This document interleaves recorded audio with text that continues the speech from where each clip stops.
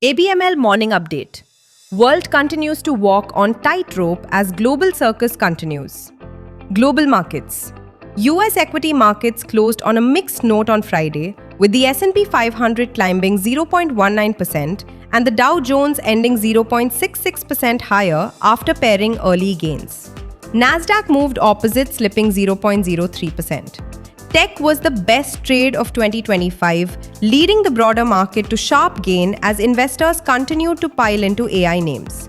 The three benchmarks hit record highs last year. Gains in semiconductor stocks like Nvidia and Micron supported the market, though software and select mega-cap tech names saw selling pressure. Tesla declined after missing Q4 delivery estimates. Despite the muted start, 2025 ended strongly, with tech-led gains pushing all major indices to record highs. Strategists expect further upside in 2026, though with a more balanced rally beyond high-valuation tech stocks.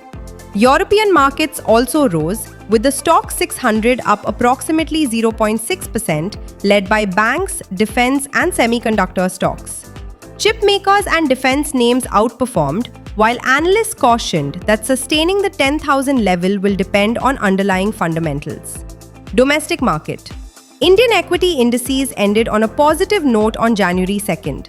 At close, the Sensex was up 0.67% at 85,762, and the Nifty was up 0.70% at 26,329. GIFT Nifty trades higher by 72 points at 26,540, signaling a positive start to the trading session. India's manufacturing sector growth slowed in December, with the manufacturing PMI falling to a 38-month low of 55.0, though it remained well above the expansion threshold of 50.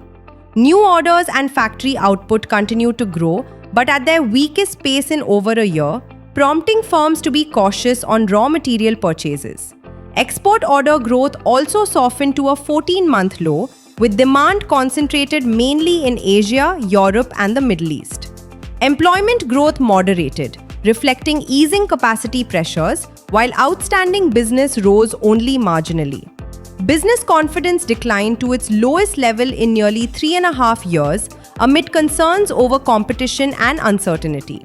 Despite the slowdown, manufacturers ended the year on a stable footing, supported by strong overall order inflows and muted inflationary pressures, which are expected to sustain activity into the next quarter. Focus for the day: USPMI. Key corporate developments/policy actions. Dixon Technology subsidiaries received government approval under the Electronics Component Manufacturing Scheme to manufacture camera modules and optical transceivers (SFPs).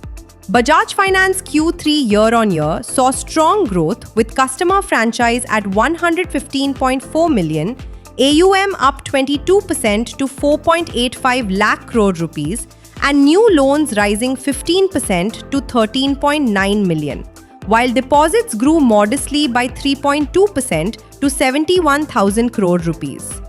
Larsen & Toubro's minerals and metals business secured major domestic orders from SAIL and other clients for EPC projects, including key steel plant expansions at IISCO Burnpur and Bokaro. The wins strengthen L&T's leadership in India's metals and steel infrastructure space. Royal Orchid Hotels announced the signing of a new leisure property in Jodhpur, Rajasthan, with the upcoming Regenta Hotel to be operated under a hotel management agreement. Fund flow. FII bought shares worth 5.44 billion rupees, while DII also bought for 5.34 billion rupees. Investment in securities markets are subjected to market risks. Read all the related documents carefully before investing.